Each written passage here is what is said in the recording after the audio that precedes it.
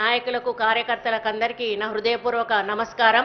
మరి వృక్షో రక్షిత రక్షితః అనేది మనందరికీ కూడా పూర్వకాలం నుంచి పెద్దలు చెప్పినటువంటి విషయం. చెట్టును మనం రక్షిస్తే చెట్టు మనల్ని రక్షిస్తుంది.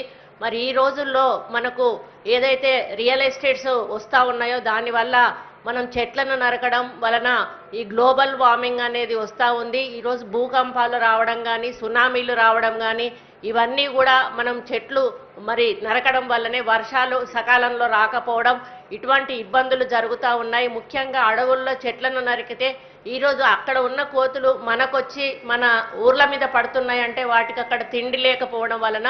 కాబట్టి మనం చెట్లను నరకడం మానేయాలని, చెట్లను పెంచడం నేర్చుకోవాలి. ఎందుకంటే మనం పెంచిన చెట్లు మనల్ని కాపాడుతాయి. మన భవిష్యత్తు తరాలకు కూడా అవి తప్పకుండా వాళ్ళకు ఉపయోగపడతాయి. ముఖ్యంగా బయోడైవర్సిటీ అనేది మనం రక్షించబడుతుంది. ఎందుకంటే జీవజాలం అనేది బతకాలి అంటే చెట్లు తప్పనిసరిగా ఉండాల్సిన అవసరం ఉన్నది. కాబట్టి మనం చెట్టు అవసరాన్ని గుర్తించుకొని మనం చెట్టును పెంచి మరి పెద్ద చేసి మనల్ని మనం రక్షించుకోవాలి. మన సమాజాన్ని మన భవిష్యత్తు తరాలను కూడా రక్షించాలి. దాంట్లో ప్రతి ఒక్కరూ పాత్రదారులు కావాలి.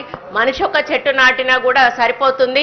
మరి ఈసారి మా PCCF గారు అన్నట్టుగా 100% రీచ్ కావడానికి ప్రతి ఒక్క డిపార్ట్మెంట్ కూడా సహకరించాలని తెలియజేసుకుంటూ ఇక్కడ వచ్చిన మీరందరూ కూడా దీన్ని ఒక ఉద్యమం లాగా ముందుకు తీసుకెళ్లి మనం 100% రీచ్ అయ్యే విధంగా మీరు మొక్కలను నాటి ఈ యొక్క మరి మన భౌగోళిక పరిస్థితులను బాగుపరచాలని చెప్పి తెలియజేసుకుంటూ మరి అవకాశం ఇచ్చిన పెద్దలకు ధన్యవాదాలు తెలియజేసుకుంటూ సెలవు తీసుకుంటాం.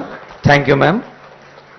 తెలంగాణ రాష్ట్ర వ్యాప్తంగా అభివృద్ధి సంక్షేమ కార్యక్రమాల రూపకల్పనలో అమలులో పర్యవేక్షణలో రవంత తీరిక లేకున్నా రేవంత్ రెడ్డి గారు ఎక్కడ అవకాశం ఉంటే అక్కడ ప్రజలతో కలిసే ప్రయత్నం చేస్తున్న సంగతి అనేక వేదికలు చెబుతూ